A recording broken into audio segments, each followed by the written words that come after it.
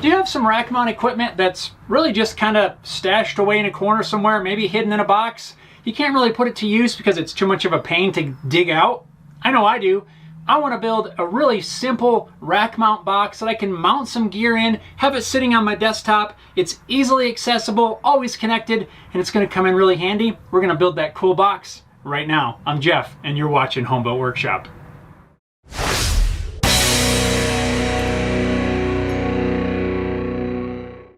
What's going on, everyone? Welcome to this episode of Home Built Workshop. I hope your day is going great. I've been working recently on slowly reconfiguring my desktop, setting it up a little bit better for doing video editing, voiceover recording, guitar playing, all that kind of thing. I have got some 19-inch rack mount equipment. I thought it would be awesome to be able to access this stuff at all times and build a cool case that can just sit on my desktop. I guess maybe I shouldn't call it a case. It's more of just a box that holds these things. I think at the beginning of a project, it's really important to take a couple minutes and really understand how your project is intended to be used. That way you can make decisions on materials that you're going to use. What kind of joinery are you going to use? How are you going to finish it? All of these things, now's the time to try to understand all of that. That way, if you know that this is going to need to stand up to the rigors of touring, well, you're going to need to make sure you're choosing your materials and construction methods correctly. I know for this project, these things are never going on the road. They're never even going to get taken off of my desk. All they need to be is a simple box, sturdy enough to hold some pieces of rack mount gear. That's really all it needs to be. I don't need lids. I don't need it to be super thick, padded foam, all of that sort of thing. Just a wooden box, holds the rack mount gear. It's that simple. I've scavenged around the materials that I have on hand. I found this piece of 1/2-inch plywood. I think it's going to work perfect. It's going to check all the boxes for exactly what I need. We just got to start cutting this thing down and make it look like a box.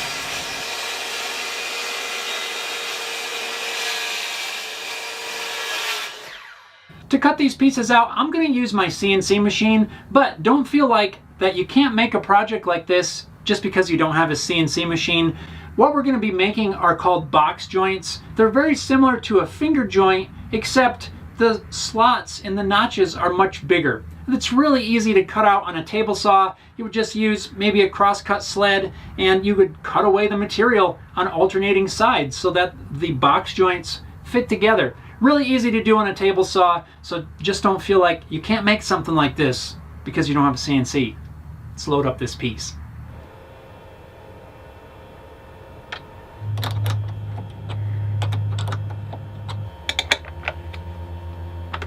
With the plywood securely fastened to the machine, I'll set my Z-axis height and we're ready to start cutting.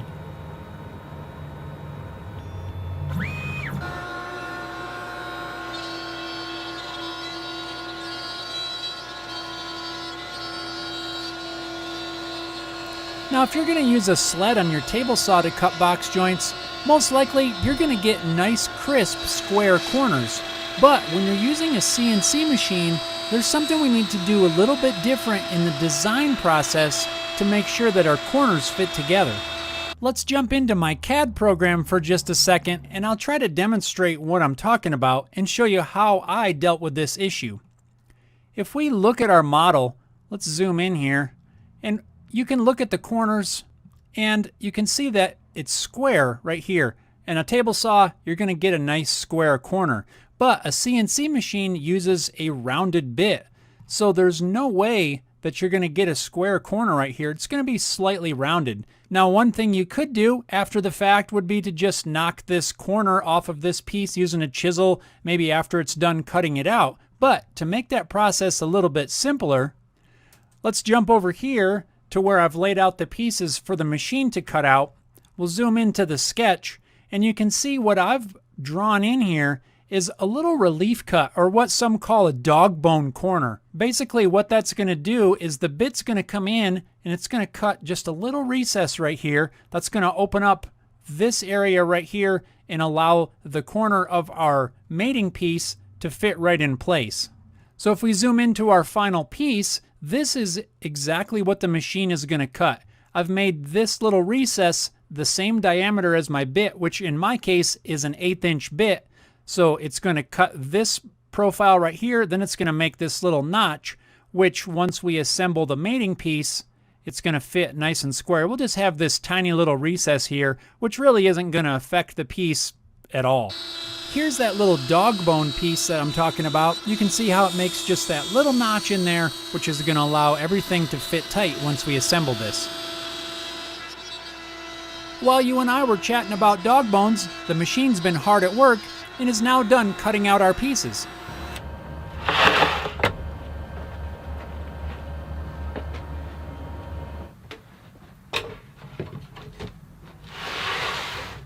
There's our rack box.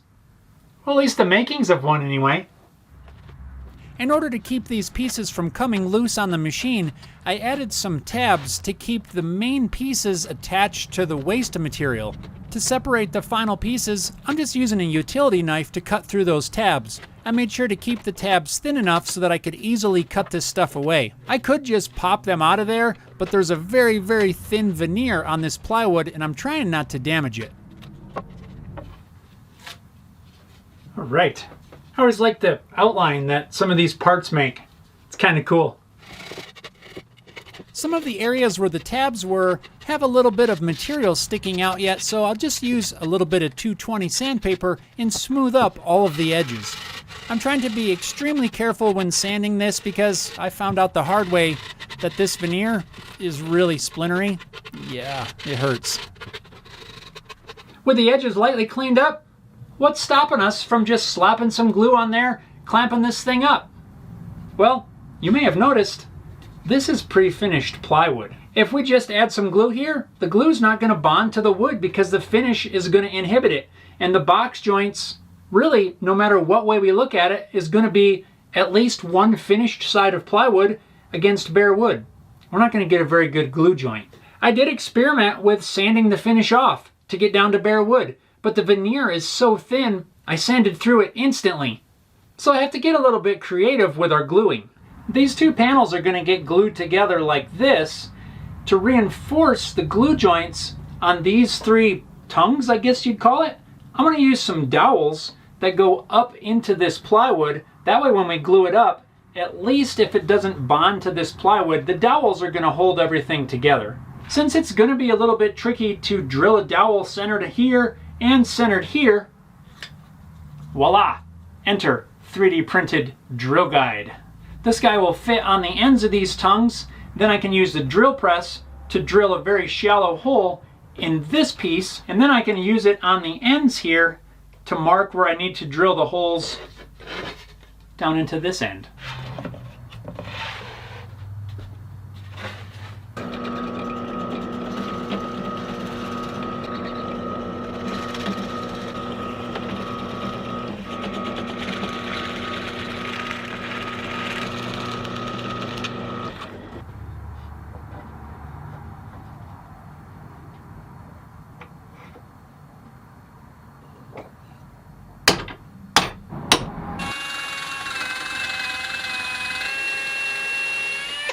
With all the dowel holes drilled, I'm just about ready to glue this up, but before I do, I want to address one thing, and that's this plywood edge.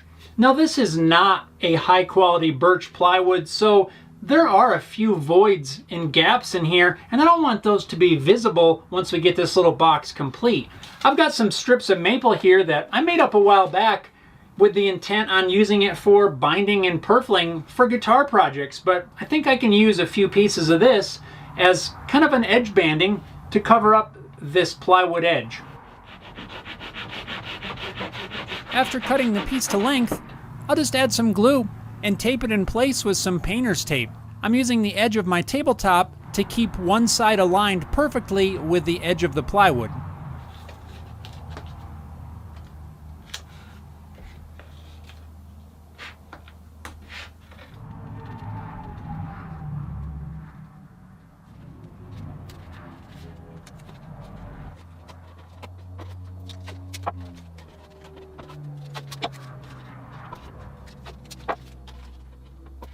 It's almost like binding a guitar.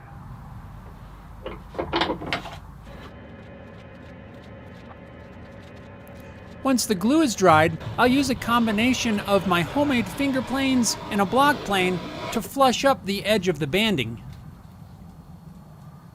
That's so cool. If you haven't seen the video where I made these little finger planes, including making the iron from an old table saw blade, there's a link down below in the description. These things are so fun to make and really a joy to use. I'll finalize the edge banding with just a little bit of light sanding with some 220 grit sandpaper. I'm not worried about marring up the pre-finished plywood because we're going to address that shortly.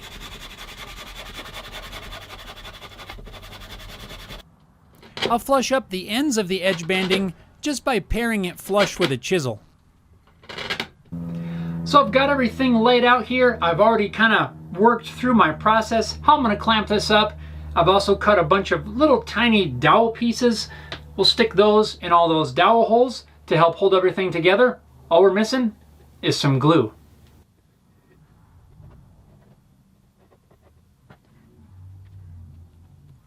This glue up ended up being actually quite tricky. I didn't really think it was going to be all that complicated, but there were so many different planes I needed to try to make sure everything was square in that it really turned out to be a challenge. To help keep the whole box square, I made up some wooden clamping squares ahead of time, and these really helped out a lot. By the time I got the box glued up, I had clamps going in just about every direction, but the box was together and the corners were square.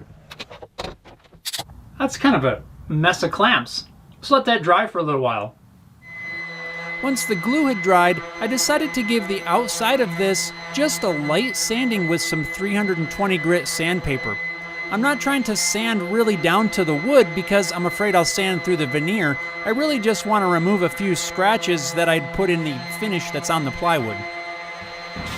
After that, I gave the box a coat of satin lacquer. Now I did do some testing before I sprayed this lacquer on there to make sure that it was going to adhere to whatever finish is on this wood, and turns out it adhered perfectly and ended up looking great.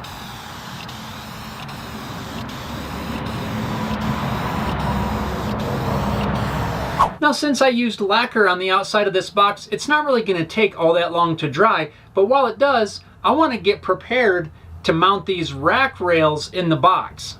I'm going to be using some 3-space rack rail. This is commercially available. You can order these up from a lot of places.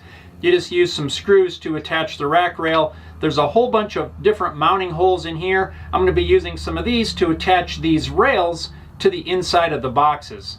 Now, if you didn't want to buy the pre-made ones, I've seen people use like aluminum angle iron or even steel angle iron. You just drill the holes for your screws and it works just fine. But the pre-made ones, they're already cut to length. You don't have to mess around with that. You know it's going to fit and it works really well. Now to locate where I need to put these in the box, I'm going to attach these rails right to the equipment. That way I can slide it in the box, and I want the front surface to be flush with the edge of the box. You could of course just measure, mount this to the box and then attach your equipment, but this way I can slide all of this into the box, make sure it's nice and flush, then attach this rail to the box. Either way is going to work just fine, whatever works best for you. I'm leaving the screws just a little bit loose so that everything can move just a little bit and settle in exactly where it's going to live inside the box.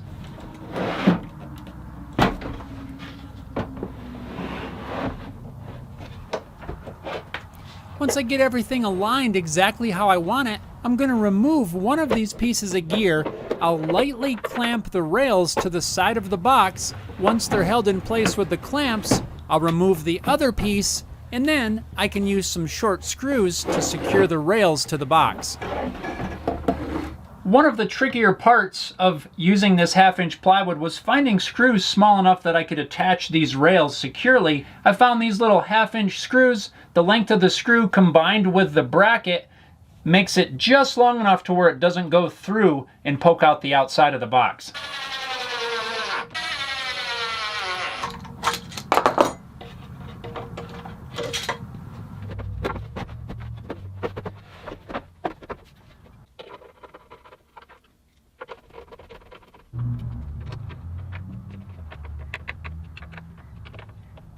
So there we have it. This rack box is ready to be put to work, which is going to be sitting on my desktop holding a few pieces of gear that I'm itching to get back to using. I am really happy with the way this turned out. Everything fits great, which is kind of one of the cool things about rack equipment. It's got a set of dimensions, 19 inches wide, 1.75 inches tall per rack space. So if you just do the math, you can adjust that size to suit whatever your needs are, and it's gonna fit. Speaking of needs, remember the sole purpose of this box is to just hold a few pieces of gear and look nice sitting on my desktop. It's never getting moved from that position. I'm not taking it out to play gigs or anything like that. But what if you did want to build something like that, where you could have it on a more portable solution where you could take it to gigs or shows or whatever? I think what I would do in that case would be to basically build this same box to hold your gear, but then I believe I would double up and build an outer box that this would fit in. Then I could have the sides stick out, recess these knobs, which would protect it from getting bashed into, and also give me a surface where I could mount a lid, both front and back. By doubling up the plywood, it would give it a lot more strength, plus we'd be able to add a lid and keep everything a lot more secure. But depending on the gear that you're putting in your box, you might want some padding, some foam, or some rubber in between the inner box and the outer box. In that case, I would figure out what material I want to use, whether I'm using some sort of rubber material or some foam, and I would build an outer box that would accommodate that foam or padding, whatever it is you're going to use, and basically do the same thing. Make the sides stick out so that I could put a lid on the front and the back, and that way you'd have some support in there, some cushion, some shock absorption to help protect your expensive gear. And lastly, if I was going to build something like this for a live gig type of situation, I would not use a pre-finished plywood. I would start with something that was totally unfinished. That way any gluing that you do, you know you're going to get a good glue joint and you don't have to worry about that finish. Now remember, I used pre-finished only because I had it on hand, and for this application it's totally fine. But if I knew I needed to get really good glue joints, I would not start off with pre-finished material. So that's what I would do different if I was building this for a different application. And I want to hear from you down in the comments. What would you do different if you were building something like this for more of a live sound application? How would you build it? What materials would you use? Let me know. I love hearing from you guys. Thanks a lot for watching. I hope you enjoyed this cool build. I can't wait to get this inside and get it connected. Thanks a lot for watching, and we'll see you next time.